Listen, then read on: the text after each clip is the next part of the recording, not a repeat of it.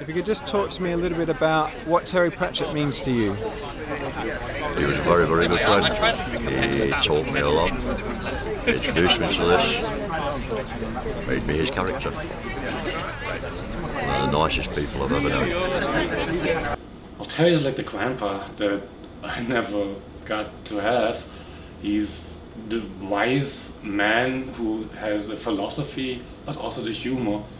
Terry's been a kind of source of inspiration, but also a lot of humour and a lot of wisdom, but also just some amazingly good fun books. Although he writes in the fantasy genre, if you look deeper, there are other genres in there as well. There's the Watch series of crime, and I think that's the thing I really like about him, is his versatility.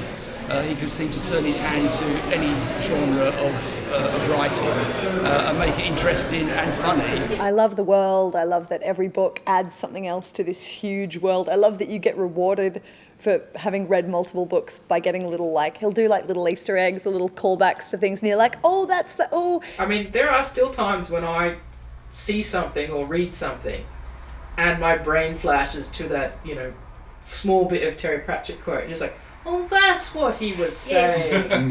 Yes. It's like, I came to the work at Terry Pratchett when I was about 19 years old, and the work was so visual, so clear in regard to his creation of Discworld.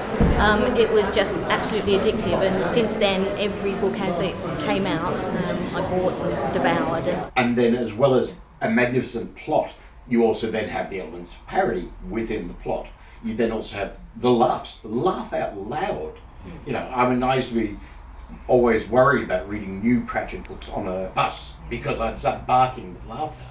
I think maybe the first 20 books, just even saying the first 20 is just, sorry, what?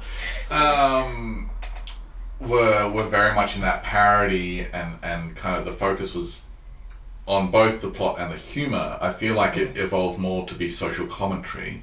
I feel like the later ones, it's kind of looking at people in society rather than, you know, say taking the piss of fantasy or what have you, even though he wrangles all of that in there too. But it's just like, oh yeah, this is how people behave, this is how politics happens, this is how institutions work. And again, it's something that, you know, comes back to his capacity to be absolutely human. He talks about, you know, the big issues such as you know, sexism and racism, and in the latter part of his work, you know, terrorism, and so looking through that different lens allows the community to actually galvanise itself against the things that perhaps are not necessarily as we would like them to be. Terry has guided me through my life, and a lot of the times I often would think, when I'm stuck in a situation, what would Granny Weatherworks do? Or maybe I should be more like Vines. He's a sort of guru and one of the best comics we've ever had as well. He produced some brilliant works which cover a lot of social issues with comedy, but also with a great deal of anger and rage, and raging against the machine. His characters are like role models of proper thinking, I would say, because there's so much bullshit in the world, and a lot of it is pretension, and Terry cuts right through that. always my impression from the books that he wrote was whoever was behind this had a lot of frustrated rage. To so eloquently put in many times what the guy under the boot actually felt. And what Pratchett was great at. Yeah, no, like Weatherwax was the directed anger. Yeah. And I mean, he used it as a creative tool.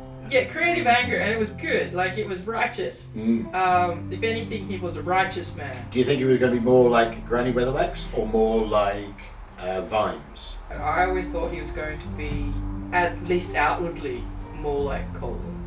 And then he turns out he's a bit more like Nobby Knobs, you know. Oh, I see what you mean. Physically. Yeah, no, I was thinking the...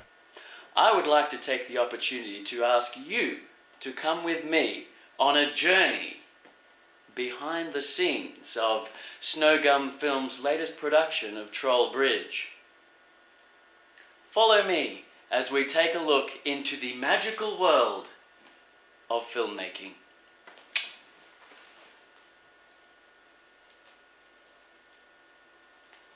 This is broken. Like I say, I don't actually demand of you guys that you're any good. No, but it would be nice if we were. Yeah, this is true, but it's not if you. It's not, as it were, a contractual obligation. No. Well, I've been a Discworld fan my entire life. On my very, very first demo, like the very first thing I did in 3D was, I'm gonna model the luggage. Put the little feet on there and make it run a circle. And at some point I just got an email from some dude in Australia who says, hey, I'm making a Terry Pratchett film. And I'm like, oh fuck, I want to be part of that. This is awesome. Hello, Discworld Convention 2004! My name is Daniel Knight, and I'm here with Snowgum Films here in Australia. You know that place you discovered? Beautiful paradise, wonderful beaches, and the home of crap television.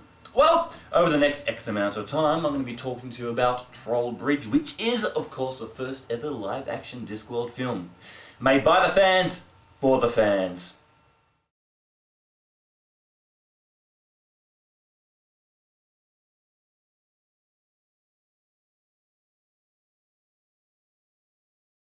For those of you who don't know, Hogfather is a teleseries based on Hogfather the book that's going to be released at the end of this year in England on the telly. We have great concerns. Well, for one, we are going to be compared to Hogfather, but two, we're not going to be able to live up to what Hogfather can produce. Back when we started Troll Bridge, we were the only people that we heard were doing anything like it. It's like, hell yeah, we can like serve crap on a stick, and you know people will still love it. We had no intention of serving crap on a stick. Don't assume that we were going to do that, because we weren't. We've moved on from here so far. This is really, really, really crap. I'm not proud of this at all. We've gotten a lot further, just so you should know. Hi, welcome to Snowgum Films headquarters. This may look like a humble suburban home, but it is in fact actually a hub of creativity. Our filmmakers have been working feverishly to bring you the latest and greatest films. They are absolutely ridiculous! Absolute professionals. If we come this way... Fuck you. You'd think that a film that took 6 years in creation would be no good, but you'd be wrong. It's in actual fact very good. Because I know that Snowgum Films had been working on a version of Troll Bridge before we did RINCEWIND Run, but through whatever means wasn't able to get it right off the ground, and it was sort of shelved, but was always there. I sort of never heard anything. We did other things sort of in between. We did some, RINCEWIND things, and we did some other short films, and so we was always doing something, and Troll Bridge was always there sort of in the background. I feel the original shoot of Troll Bridge happened for a reason, and it was right for its time. Everyone was pretty comfortable with where it was going. Little things that ended up finding the whole project collapse altogether, like skill levels with everybody's work needed to be evolved to fully realise the dream. And I think it was more like a fantasy in our minds, I guess. Like, we can do this, but then, yeah. We actually built a mica and tried to do the first test, and that's when it just kind of revealed itself, like, oh, wait, if I would go at the same pace that I'm doing it right now, it would be 17 years, and I thought, it's not far away. The original Troll Bridge material was shot, and then it sort of went into post-production period. After that, a number of other short films were produced, things like The Morning After, Undead Ted, and Goldilocks. Corporate videos, commercials, other short films, music videos, another Discworld film in RINCE, Run, a TV pilot, a web series. Undead Ted, Goldilocks, The Morning After, RINCEWIND Run, The Body, Blood on the Game Dice, Troll Bridge. One of the books got released, I can't remember which book it was, but he was doing a signing tour and he came to Australia, Melbourne specifically, and we put on the film for him then. And he saw the prologue attached to it and he said to me, oh geez, I wish you had got me to write some of the dialogue there. And as for the guards, I mean, if I had to write some stuff, it would be that kind of idiot small talk that Nobby and Conan are like. They're bored shitless.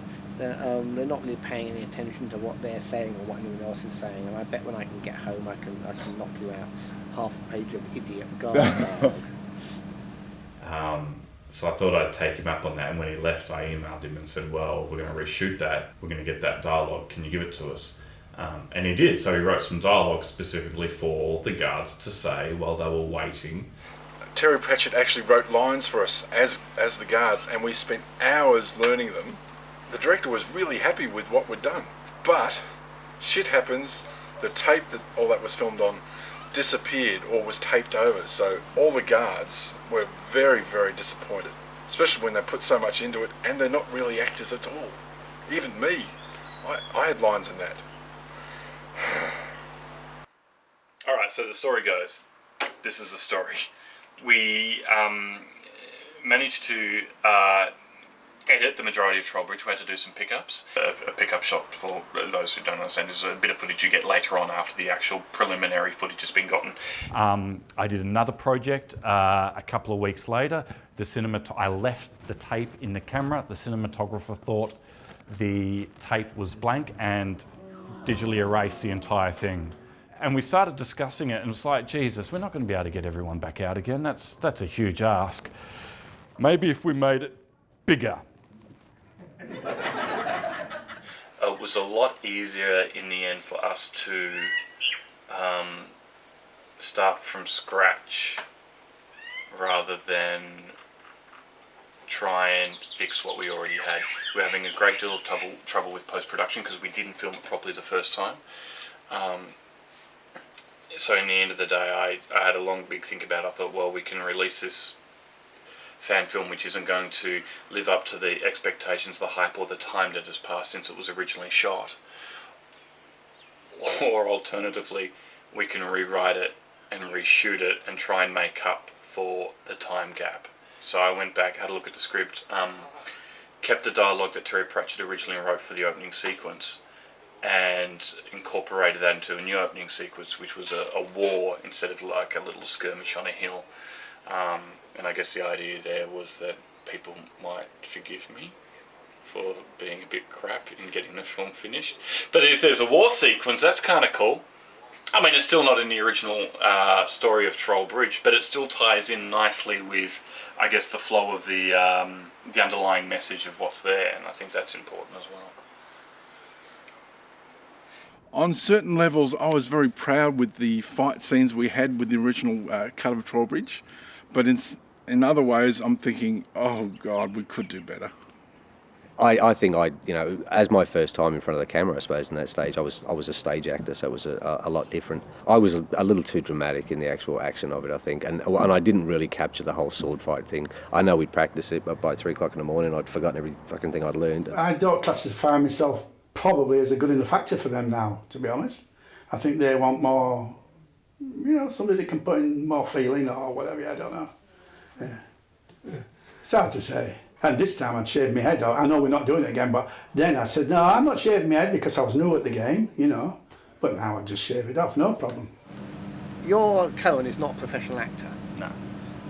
And you can kind of tell he's not a professional actor. It was very difficult to find a client simply because any actor of an appropriate age has either made a lot of money and wouldn't come near us, or is doing amateur theatre or film.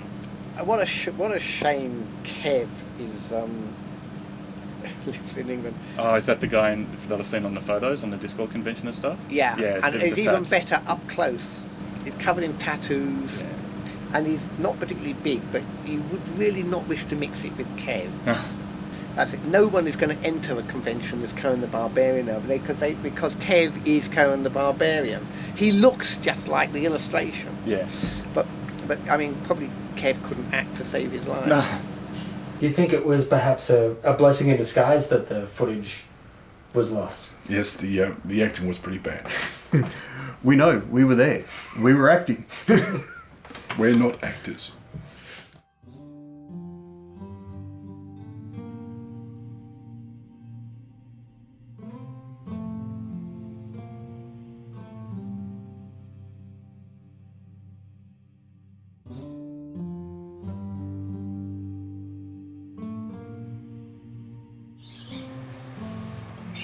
So you're going to reshoot the bridge scene? Thank you. You don't need to fucking...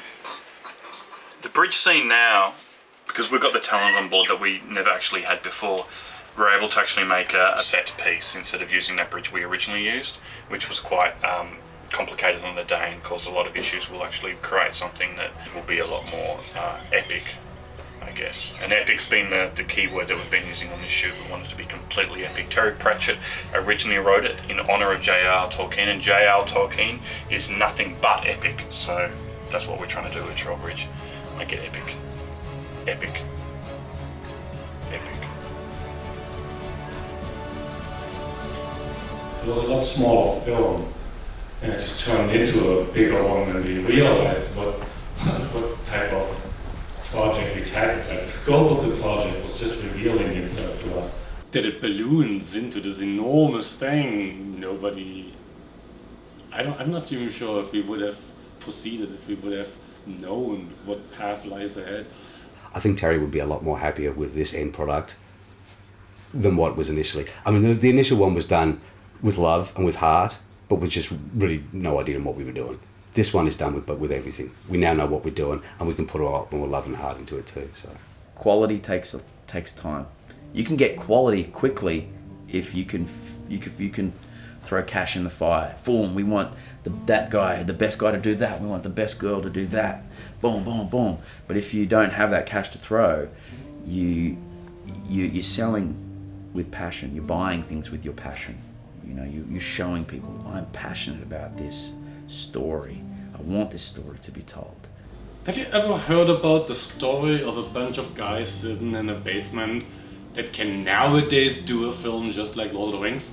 Oh, that's us. We are the guys in the basement. We do things with no money, instead we use passion. You work in film long enough and everyone's got a passion project, and usually that means we'd like you to work for free. But Troll Bridge really does seem to be that for a lot of people. And I think it comes down to Pratchett and his massive legion of fans, the incredible dedication to realising that world that Dan exudes. The root of the word amateur means for the love of. And if that's what amateur means, then that's all I want to do is amateur stuff. Because at the moment you drop that point, then you're just a fucking shallow husk of a human being, I think, to be honest. When the Snowgum phone rings, I'm like, I'm gonna pick it up. Yep, what are we doing? Okay, I'm there, you know.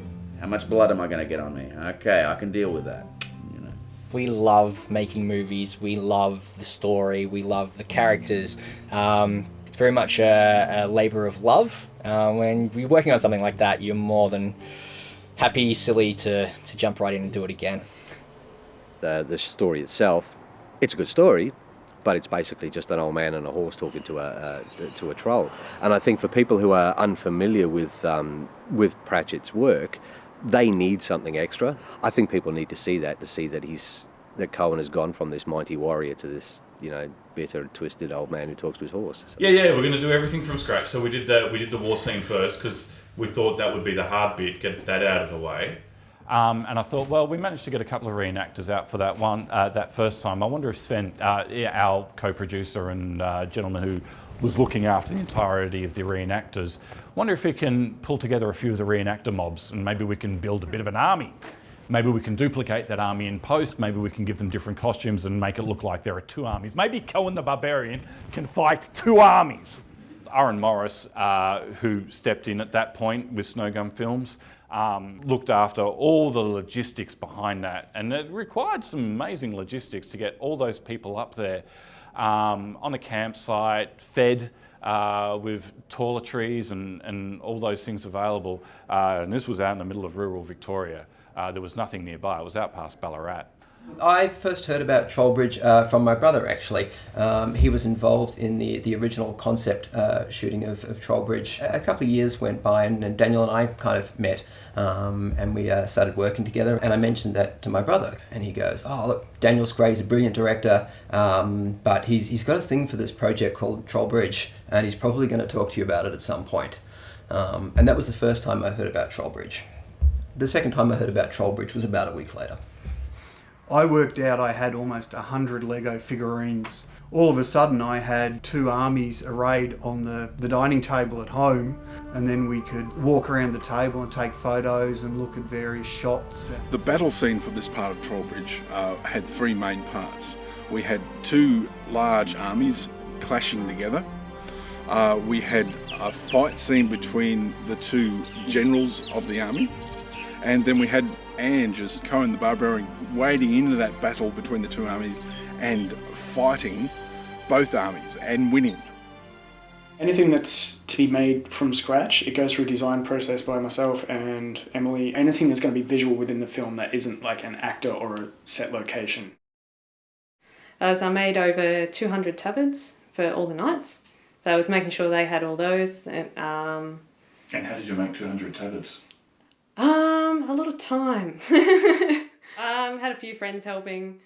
Being sort of limited budget, there was a lot of challenges with trying to make things very cheaply and very quickly and with limited amount of time or materials. So like, especially with the army, the tabards that went over the top, I believe we had about $1 budget for each one of those. And how did you get them dirty? Mud. And what was the process for applying the mud? Process, big bucket. Go nuts. I found it really hard to fathom Ange Galati as Cohen because I'm so used to the Cohen that everybody loves. He's an 87-year-old dude. I couldn't really see him as a barbarian, to be honest. He's quite short in real life, and as soon as we got him in the costume, put the wig on for one because he's got quite short hair. When we put the wig on, he just transformed into Cohen the Barbarian. It was really cool to create something that no one had ever seen before in this world. Getting on set, I got on set late, and it was after dark by the time I got out there, and you're down these dirt tracks and you've got to find your way to get there. And I rock up and they're shooting the scenes with the young Cohen the Barbarian. And I just remember opening the car door, getting out and seeing this campsite and seeing this barbarian sitting by a flaming log fire out in the wilderness. And I went, holy smokes, I think we're making something awesome. The story, yeah, it was like just that one man was going to kill a whole army and save a woman, basically, in the short story. And a lot of blood going around and a lot of swords flying around. It got started where I was at the top of the hill and having a cigarette and looking down at the army, and I knew I had to demolish the whole army and basically be the last man standing. And how long did that take to accomplish? About 5 minutes, I think. Clean them up. I got to throw a lot of blood around. At least, I think it was 90 litres we went through on the first day and then 50 on the next. And to have that many litres of blood to annoy everyone with, I'm like the biggest kid when it comes to practical joking. Getting people stuck in sticky stuff that they can't wash off easily, or they have to drive 4 hours away with that on them. There's only one feeling that comes to mind, and that's just pure bliss and happiness. I can't believe people get paid to do this for a living. It's so much fun. And yes, of course, Daniel wanted a 2-handed sword. A big 2-handed sword on this little guy. And in some of the fight scenes on the prologue, he's just swinging around and people are dying around him.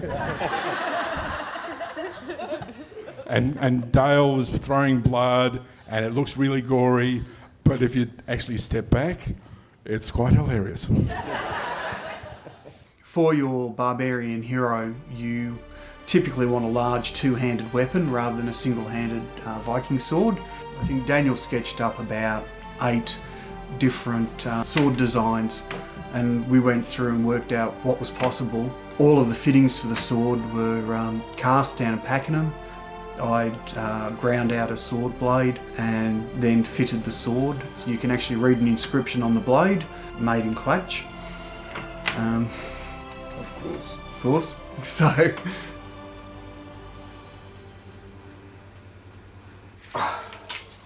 So this was the sword that I initially talked about in the documentary, in the original documentary. But this is the one that I used for this scene up here. So you can see I've actually got the sword here and here. So this is my sword.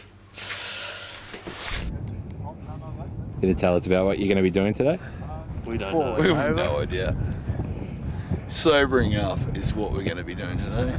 That first morning, everyone was all calm and collected, sitting around having their coffees, talking, ignoring what was about to happen, basically, because no one had a clue. No one knew what to expect. And as soon as the cameras were all set up and everyone was in their gear, everyone just stepped up to the plate. Everyone knew what they had to do without even talking, basically. It was pretty incredible to watch. I've been doing historical reenactment since 1984, and I've been training actors, etc. So when Dan approached me and said, I need an army, I had one. I know who the commander is of from such and such a group, so I can say, Ragnar, take your men, form a wedge, and run at the camera. So wedges in reenactment sense are actually a military formation and not the ones with the pants going up the arse. I had no idea that there was such a crowd that actually builds real chainmail and real armory, and I don't even think they used fake swords. They were just hacking and slashing like there's no tomorrow. My character is the captain of the archers, so I get to say, loose, or as the director would want, he wants fire. But there's no actual fire involved with letting go an arrow because there's no gunpowder. Loose sounds shit. Fire!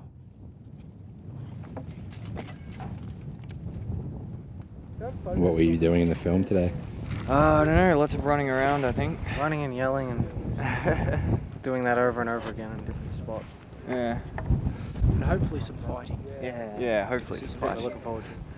The reenactors are great. They're a group of burly, tough individuals, and they have a huge love of life. And I think that's one of the things that I kind of really enjoy about them the most. Kind of like the bizarreness of all people working on this project. Just the right type of crazy. That's what this project typically attracts. When I saw all these extras we had, all these people in their full garb, I had this real sensation that I was a part of something that was big, something special. I'm like, this is, people were going, oh, it's pretty epic, and then I saw it and I'm like, yeah, this is epic.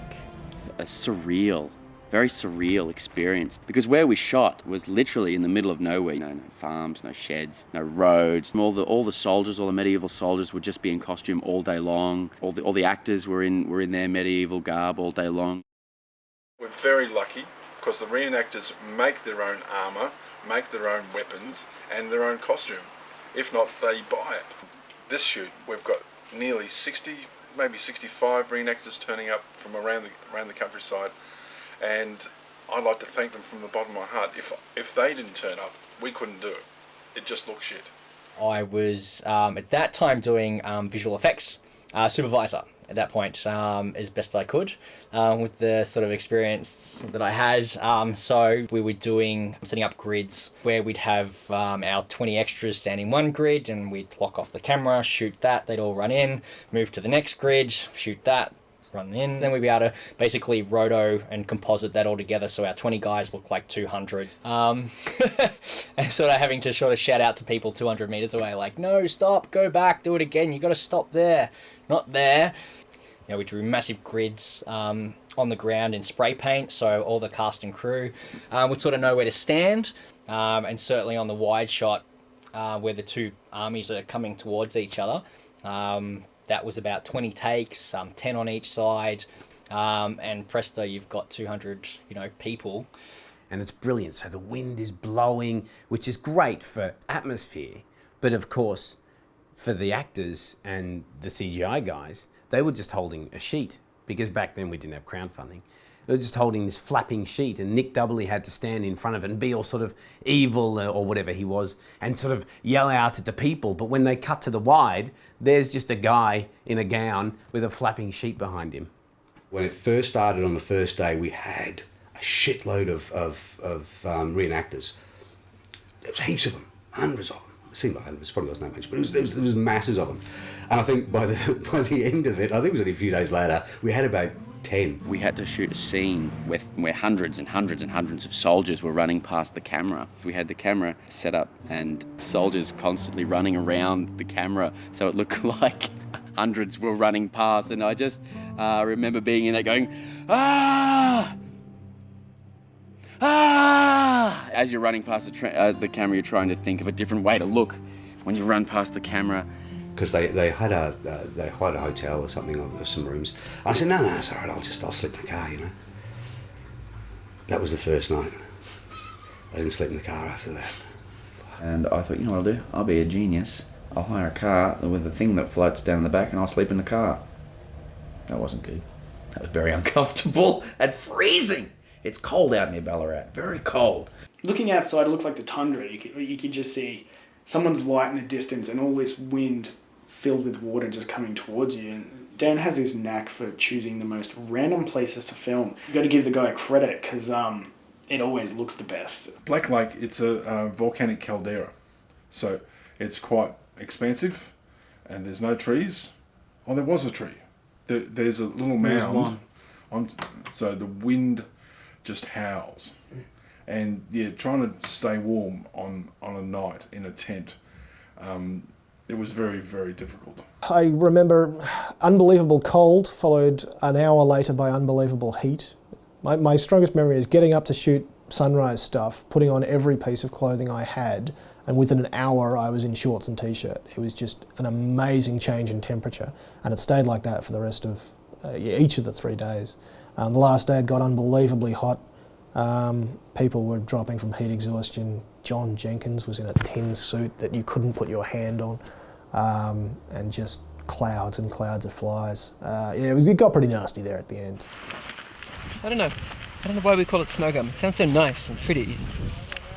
Blood gum? Yeah, it sounds like a happy place. It's not a happy place. My biggest memory of Black Lake is finishing up on one of the shoots, going to the hotel to make sure the cast and crew were fine, travelling back to my mum's homestead, and then sleeping for 2 hours, and then going back to the set again.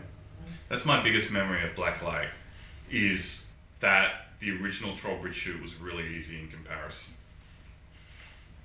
It may look as if I'm standing doing nothing, but I'm waiting for that buggy. I'm gonna tell that guy to put that stuff on the buggy. It's Australian film set. He's just gone. Okay. Hey, we got this. Over here. Nice work, Troy. Good. See that? It's the producer. I'm going to speak to the producer. Yeah, mate. Don't interrupt it and make sure that stuff gets a priority. Yep. Yeah, that's priority.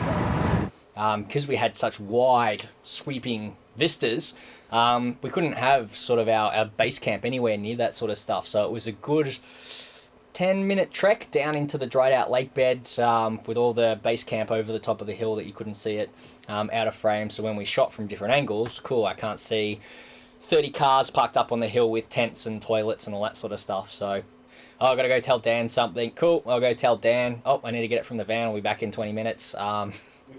We had to navigate this massive hill that was strewn with bodies of sheep, rocks, sharp rocks, mind you, fences, lots of obstacles to get down there. Coming down, you'd slip down and land on your ass. Going up, you do the same thing and land on your face. Lack of toilets down where we were. So at one stage, we had the girl area way over at one side and the boy area on the other.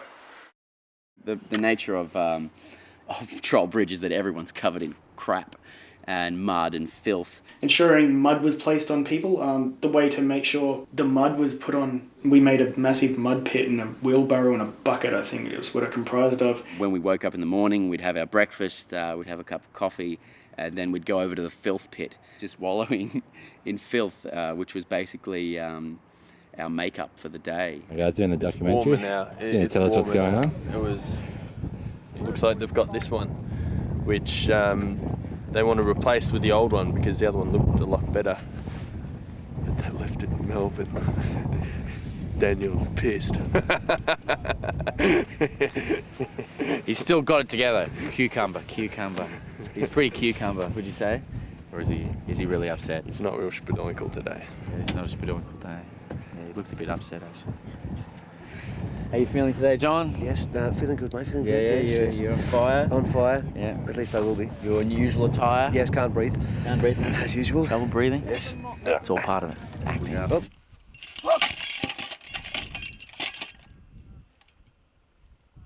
Right, that's it. Send in the shock troops. I'm in pain. I'm being pinched and squeezed and squashed. My pants are falling down. I'm very uncomfortable. I'm loving it. It hurt. Lots of pain. In fact, I don't think I've ever done anything for Dan which didn't cause me pain.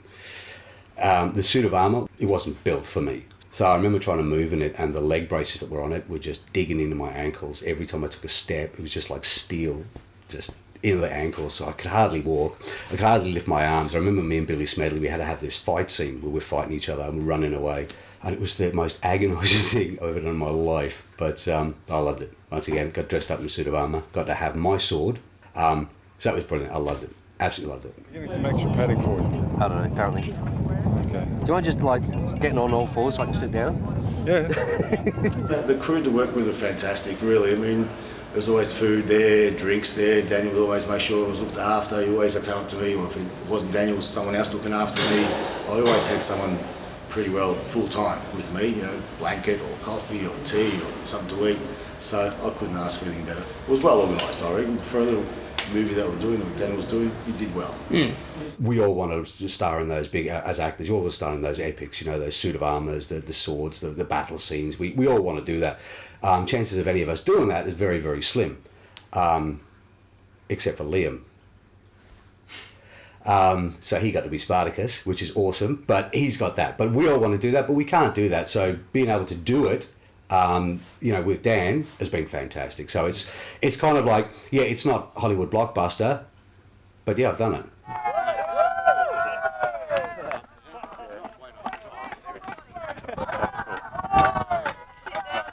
I don't know if he'll make the final cut. He was there on the day. RINCEWIND was there on the day in the battle scene.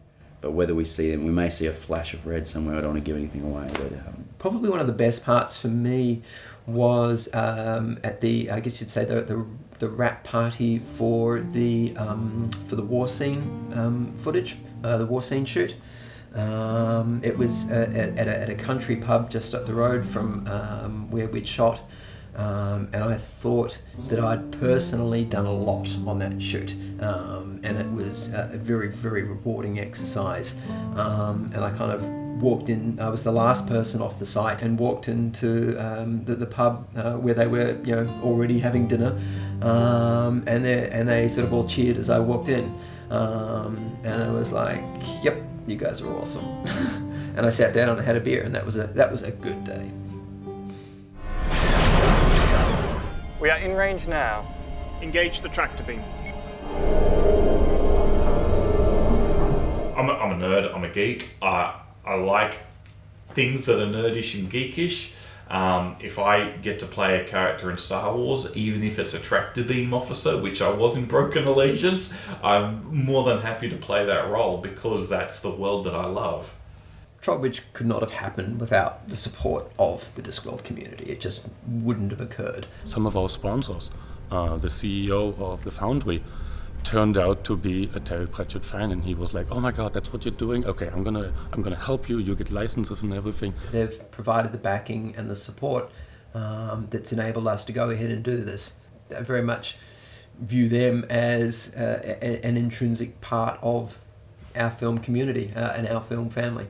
Pretty much everyone involved loves Terry's work, so they are just so excited to be a part of it, and that's where our little family that we began with has grown so much over the years. We had the whole fan base cheering us on the whole time, even when we did miniature, like even our first tests were already cheered up by the community at conventions. Discworld fans are usually pretty easy to spot. They'll usually have a pointed hat on. Yeah, and if you notice, all Discworld fans are obsessive, and I think that's what makes us a fandom, and that's what makes us turn up at the events and glue us all together. The fact we're all obsessive about things. I wouldn't think of myself as a fan necessarily, although having said that, you know, I've read every book. I always have a Pratchett book going. Yeah. And Yeah, and I'm quite happy to dress up and stuff like that. I mean, we're here talking about Pratchett. I feel like we are fans. I mean, Yes, that's another good... you know, we've been to another good so many Discworld conventions. You know, many of us have either performed or organised them.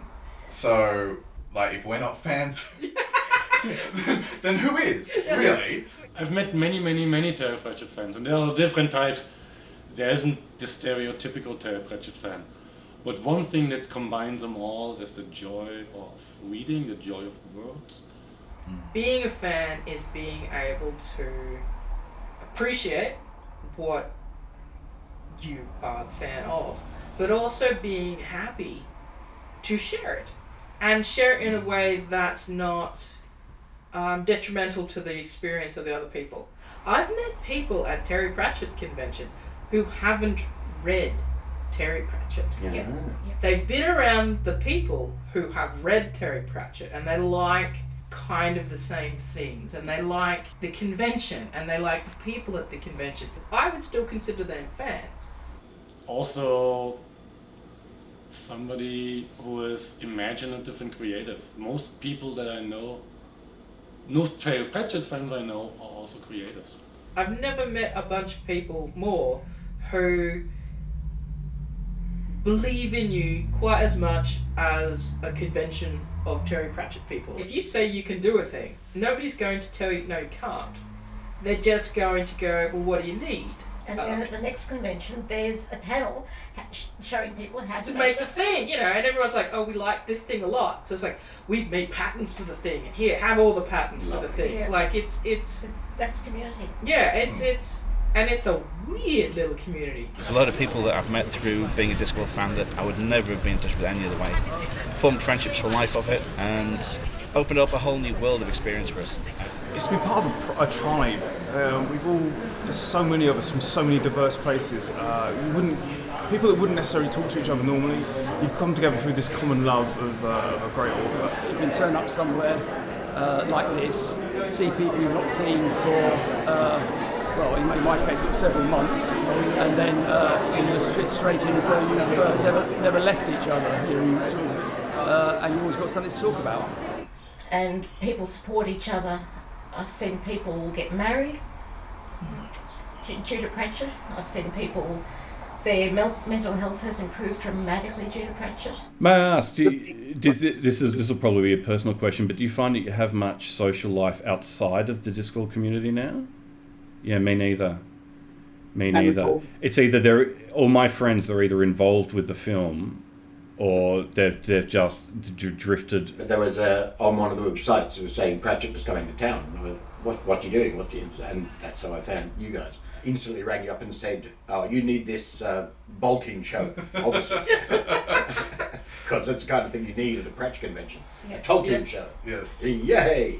And I got away with it somehow. And you let me in, and yeah. And that's been the same ever since. And that's what we are to each other. And it's more than that. Like, Terry was one of us. He was there with us. There was never any them and us. He joined in with us. He talked to us. We were his loonies. And we always will be. We've got Daniel Knight, the director, staying in our house for the weekend. He's become family. We disappear for the weekend to theme parks and go on roller coasters. And even then, Discworld friends turn up and come with us. It's like,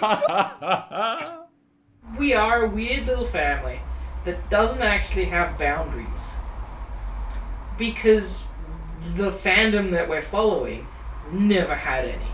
Like, you could be doing a fantasy novel and all of a sudden you've got film noir happening. So you can't be defined, and it's fine. Like, it's okay if you're weird. Working in the amateur theatre circles of Perth, it felt like a family. No, I was picked on horrendously in high school. I didn't have a lot of friends, but that theatre family that I adopted, I loved and adored, and I thought it was an extraordinary, and I felt just wonderful being around them. And I wanted to create something very similar over here with Snowgum Films. Definitely, it's the people. Yeah, we've been working with these people for so long. I've even been to some of their weddings, It's been that sort of thing. Finding new people and pulling them into this rabbit hole of crazy creativity. And it all revolves around the Discworld. And yes, we have disagreements occasionally and things don't always work out the right way. But in the end, we're all good friends, it's a family, and we're working together to a single goal. And that means utilising the same people constantly and getting those people involved in aspects that might be slightly out of their field, but provided you're working with people that you love to be around, then what else do you want? Snow gun films. Where would we be without them? Safe and comfortable. Warm in our homes. Oh yes. And not so tired. I'm looking forward to a rest.